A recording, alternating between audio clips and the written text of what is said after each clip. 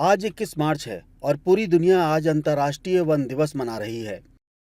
संयुक्त राष्ट्र महासभा ने 28 नवंबर 2012 को अंतर्राष्ट्रीय वन दिवस मनाने की घोषणा की थी और वर्ष 2013 से इस दिवस को वैश्विक स्तर पर मनाया जा रहा है।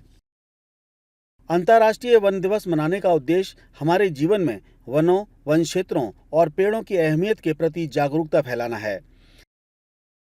वनों का संरक्षण बहुत महत्वपूर्ण है क्योंकि वन पृथ्वी पर जीवन चक्र को संतुलित रखने में अहम भूमिका निभाते हैं।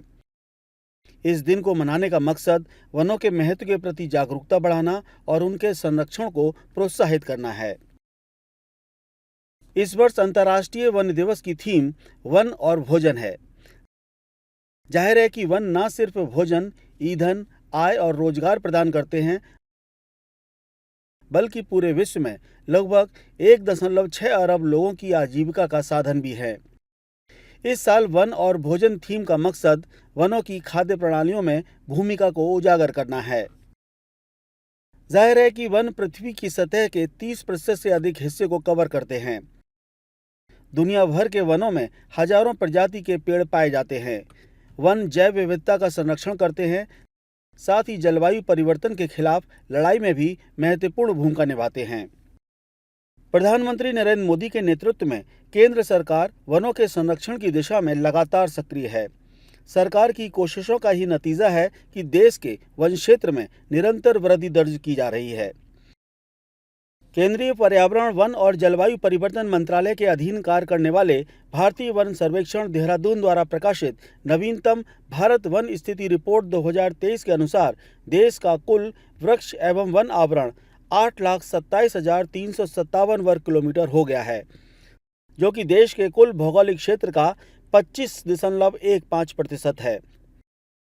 ISFR 2021 की मूल्यांकन रिपोर्ट की तुलना में वृक्ष एवं वन आवरण में 1445.81 वर्ग किलोमीटर की वृद्धि हुई है।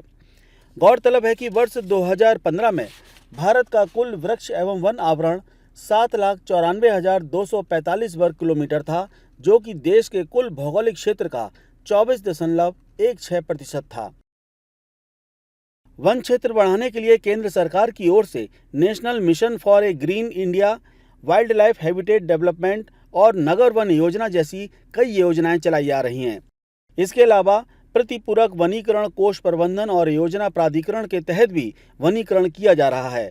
मंत्रालय के आंकड़ों के मुताबिक बीते 5 वर्षों में ग्रीन इंडिया मिशन के लिए 624.69 करोड़ रुपए, वाइल्ड लाइफ हैबिटेट डेवलपमेंट के लिए 452.04 करोड़ रुपए, नगर वन योजना के लिए 308.87 करोड़ रुपए आवंटित किए गए हैं।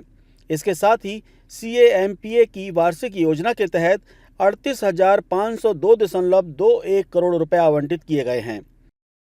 इस फंड का उपयोग वनों के पुनर्स्थापन, आवास सुधार, मृदा एवं जल संरक्षण और जैव विविधता संरक्षण के लिए किया जाता है। वनों और पेड़ों के महत्व को समझते हुए ही प्रधानमंत्री नरेंद्र मोदी ने पिछले साल 5 जून 2024 को विश्व पर्यावरण दिवस के अवसर पर एक पेड़ मां के नाम अभियान शुरू किया था। इस अभियान के तहत सितंबर 2024 तक 80 करोड़ पौधे लगाने का लक्ष्य रखा गया था, जिसे समय से पहले ही पूरा कर लिया गया था। प्रधानमंत्री मोदी द्वारा देश ही नहीं विदेश में भी एक पेड़ मां के नाम अभियान को प्रोत्साहित किया जाता है। इससे लोगों में पेड़ों को लेकर जागरूकता बढ़ी है और करोड़ों की संख्या में लोगों ने वृक्षारोपण किया है।